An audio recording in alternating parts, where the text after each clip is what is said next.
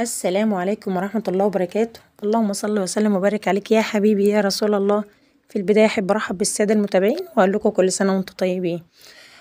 طبعا يا جماعة في ناس تانية طلبت مني، يعني أصحابي وكده وناس حبايب قلبي قالوا لي عايزين نعرف طريقة تنظيف الحمام، بنيجي نعمله بتقطع مننا أو بتجرح أو كده. فقلت لهم خلاص أنا هنزل لكم فيديو. طبعا دول اللي مش بعرف ينظف الحمام بس يا جماعة. تمام. بنبدأ ان احنا ندفي المية يعني بين الغليان، متغليش مننا قوي، ونبدأ ان احنا نعمل فيها الحمام زي ما انتم شايفين. طريقته سهلة جدا جدا وطريقته خفيفة، واسهل حاجة ممكن تتنضف معانا في ساعتها الحمام بجد. مش محتاج بقى مكن ولا محتاج حاجات من دي، لا. اهو شايفين والله في ساعتها ما بياخد وقت.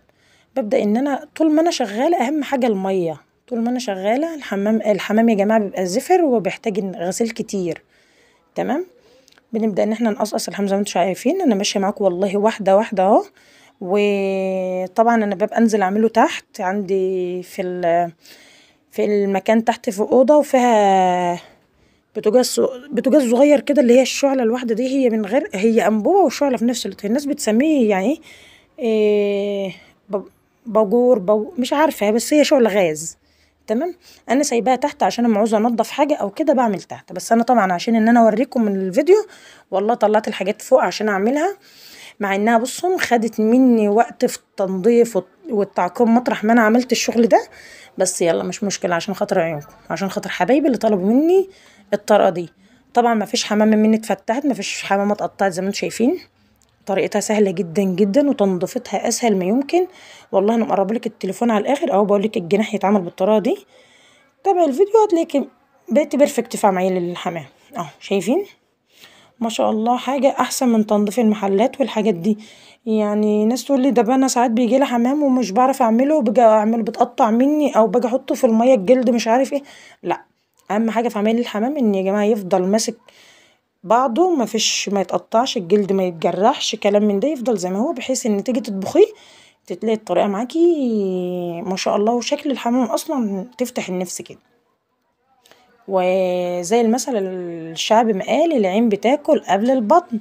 يعني الحاجة لو متقدمة بطريقة حلوة وبطريقة نظيفة، بصي ما شاء الله هتتنسف لو قد الكمية ده 10 مرات. طبعا احنا عاملين عندنا غاية حمام تحت او عشة حمام، معرفش انتوا بتسموها ازاي.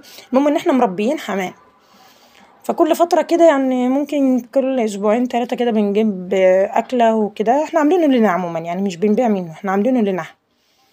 تمام. حمام بلدي، حمام حلو نضيف.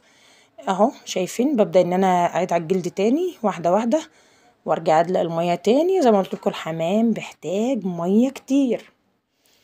شايفين طريقته سهلة جدا جدا. والله انا طلعت بصوا عملت العملية دي فوق عشان خاطر ان انا ان حبايبي طلبوا مني الفيديو، قالوا لي عايزين تورينا الطريقة بالظبط. قلت لهم ماشي خلاص عادي. طلعت والله البتاعة دي حطيت فيها المية وباظت اهي. والله من يوم انا عمالة بغسل فيها تاني الحرق اللي تحت ده. طبعا ندلق المية ونبدأ ان احنا نعيد تاني واحدة واحدة، نشوف حاجة هنا حاجة هنا، منسيبش، نفضل معاه لآخر لحظة لحد ما احنا رايحين نطبخ ندور برضو فيه. يا رب الطريقة تكون وصلت لك وتكون سهلة وبسيطة، ولو انت لسه محتاجة حاجة برضو فيها عرفيني.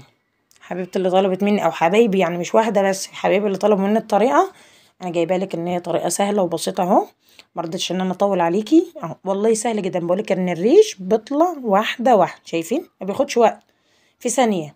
اهم حاجة ايدك تكون خفيفة على تنظيف الحمام بالذات. شايفة دلقت المية مرة واتنين. طبعا في ورا هنا بتبقى في حتة زيادة، دي لازم نشيلها.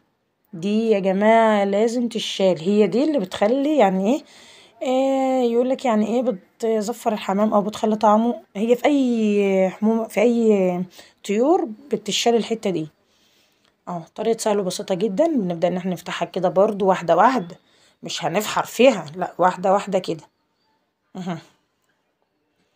يا رب تكون الطريقة تكون سهلة وبسيطة، واكون قدرت ان انا افيدك بيها وتمشي مع الحاجة واحدة واحدة اهو. شايفة حاجة معايا اتقطعت ولا حاجة باظت؟ هي دي الطريقة بتاعتي دايما في تنظيف الحمام. بعد كده بقى بطبخه بكذا طريقة، ده عادي بقى الطبخ بتاعه زي ما انت حابة. اهم حاجة طريقة التنظيف تطلع معاكي كويسة كده. عشان تعرفي تربي وتعملي. يعني هي بتقول انا عايزه اربي حمام بس مش عارفه عشان مش بعرف ان انا انضفه او مش بعرف ليه. انا بحب اكله بس مش بعرف ان انا انضفه. فياريت توريني هو بيتعمل ازاي. قلتلها حاضر من عينيا. كلمتني على الواتس وقالت لي وكده يعني بقينا اصحاب وكده. فقلتلها خلاص حاضر من عينيا هوريك الطريقه. وحد تاني برضو من اصحابي قال لي برضو. فحسيت ان عليها يعني ايه اجماع ان انا اوريلهم طريقه الحمام. قالك لانه صغير ومش بيعرفوا يمسكوه بيزق اهو. دي الطريقه اللي انت بتقولي الجلد بيتقطع منك فيها. شايفه بتشيل المعده من هنا اللي هي بتبقى الجلده اللي جوه دي او الحصره اللي الحمامه بتاكل فيها وبتخزن هنا. دي لازم تشال وتتنضف تنظيفه كويسه. شايفه طبعا اي زنقات دم اي حاجات من دي نبدا ان احنا نخليها واحده واحده ونشيلها. تبقى الحمام معاكي زي الفل اهو. سهله وبسيطه اهو. وبرضه ده انا بوريكي يعني انا مش خلصتها ده انا لسه. اتقطعت مني شفتي. بس حته صغيره. بس الحته دي انا بعمل فيها ايه بقى لما تتقطع؟ بخيطها. بخيطها والله. عامله ابره مخصوص وخيط للحاجات دي. ايه رايكم بقى في الحمام بعد ما تنضف؟ طبعا الشمس داخله المطبخ كده وحاجه بصوا نشاط نشاط. هوريكم برضو الطبخ بتاعه وانا بعمله. ايه رايكم بقى في العمال والحلويات دي؟ حاجه عظمه. طبعا دي بعد ما اتغسل كذا مره وتنضف. نضفت مكان الرخامه والحاجات دي الكبد والقوانص بتاعته. طبعا شلتها في جنب. وهنا طبعا الحمام اتنضف واتغسل غسله كويسه محترمه كده على الطبخ على طول. ايه رايكم؟ انا طبعا غسلته بليمون وحطيت عليه ليمون كمان عشان لو حابه تضيف. ايه رايك؟ بتلمع والله بتلمع من النظافه. والريحه بتاعته فله. يا رب اكون قدرت ان انا افيدك في الفيديو و... واستفدتوا منه. معلش يا جماعه انا عارفه ان الناس كتير بتعرف تعمله وما حدش يعرف او حد يقول لي انت عارضاه ليه. دي طبعا عشان ناس كتير يعني مش بتعرف تربيه او مش بتعرف تنضفه. فطلبوا مني. يا ريت ما تنسونيش باللايك والشير وتفعلوا الجرس. احب اقول لكم مع الف سلامه.